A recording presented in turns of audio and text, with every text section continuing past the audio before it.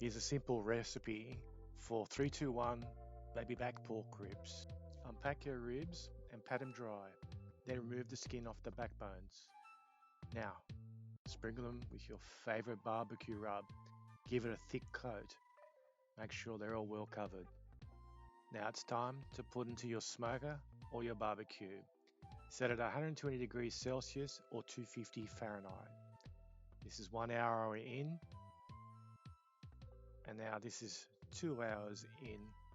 Check it out, they look delicious. But do 1 more hour, so it's a total of 3 hours to this stage.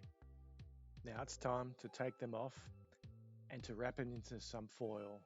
Make sure you wrap it tightly and add some juice or apple cider vinegar as a braise. Now put them all back on and continue cooking for another 2 hours. It's now been 5 hours and we're unwrapping our ribs. This is a stage where you start glazing with your favorite barbecue sauce. Continue cooking with the sauce on there for another hour. Within that hour, you'll probably do 2 or 3 more layers of sauce. Now it's time to plate up. You've done this in 6 hours. Sweet, smoky, baby back ribs. So tender, the meat falls off the bone.